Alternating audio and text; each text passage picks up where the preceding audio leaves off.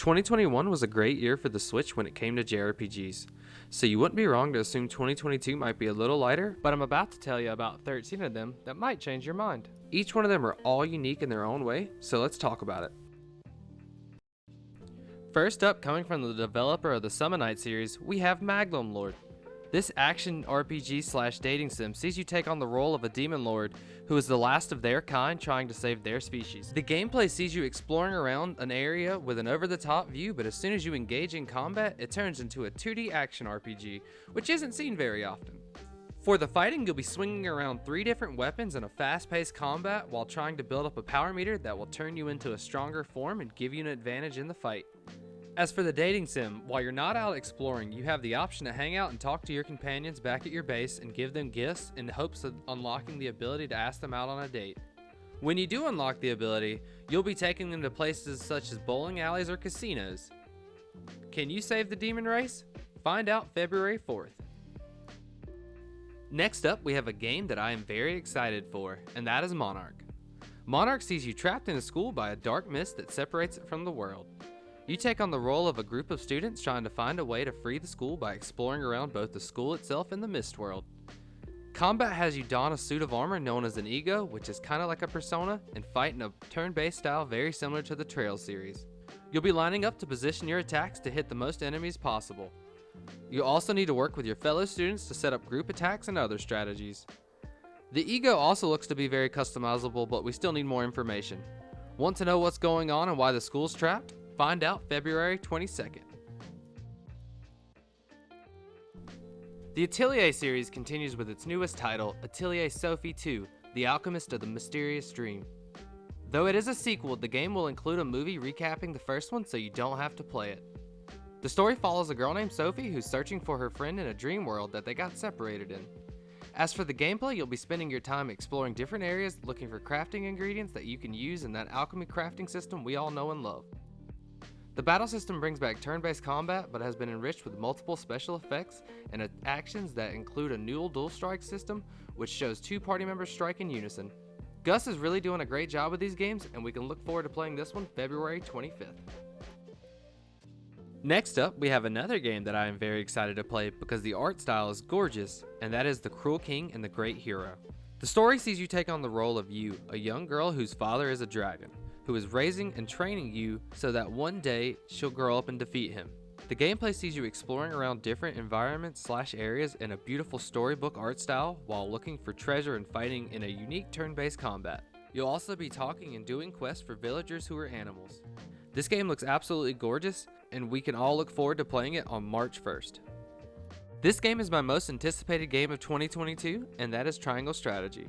The story sees you take on the role of an heir to a house named Wolfert, and it's up to you to make very important narrative decisions that change not only the story, but who you will go and fight and have as companions as well.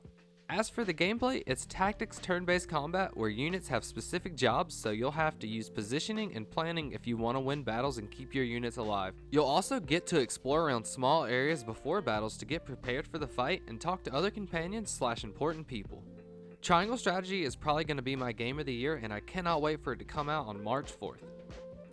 Crystar is finally making its way to the Switch after being out for a few years on other systems.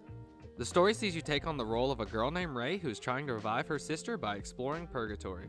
The gameplay sees you running around dungeons fighting loads of enemies at one time in an action RPG style combat, while also trying to fill up a tier meter that will allow you to summon your guardian to aid you in combat for a short time. Outside of that, you'll be using your tiers to craft new weapons and just hanging out in your room with your dog doing everyday life. I'm curious to see how this game is going to be. We'll find out March 29th. Next up, we have a game that's looking to capture that classic Fire Emblem feeling, and that is Dark Deity. This game was originally on the PC, but it did so well that it's porting to the Switch. The story sees you leading a team of soon-to-be heroes trying to rescue a fractured land on the brink of war. Dark Deity also features a tactical battle system very similar to the old-school Fire Emblem games. They're just as difficult as well, so you're gonna want to strategize and put thought into your movements, or else your units will get knocked out quickly. Don't worry though, Dark Deity doesn't have a permadeath system like Fire Emblem, but instead has a wound system that takes a stat point from your unit each time they get knocked out. Other gameplay will see you managing character relationships with all the characters and looking for artifacts, but Dark Deity is mainly known for its amazing combat and map design.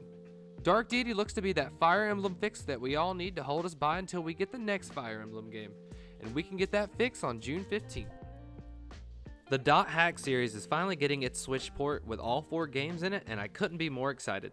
This series follows the story of Hashio and his adventures in an MMORPG.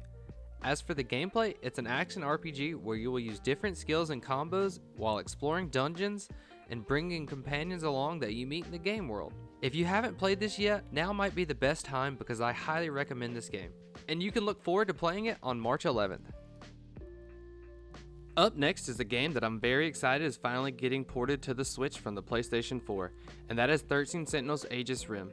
The story for 13 Sentinels sees you take on the role of 13 playable high school students in a fictional Japan in the 1980s, who are dragged into a futuristic war of mechs versus kaijus.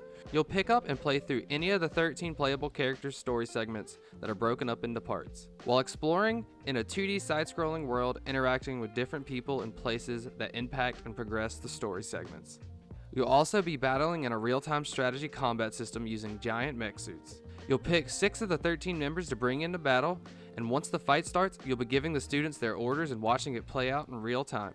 You also have the option to pause the battle and change up your orders depending on if it's not going your way or if you just want to set up a better attack. I think 13 Sentinels looks amazing, and having a story featuring 13 playable characters has me really interested. We can all look forward to playing 13 Sentinels Aegis Rim on April 12th.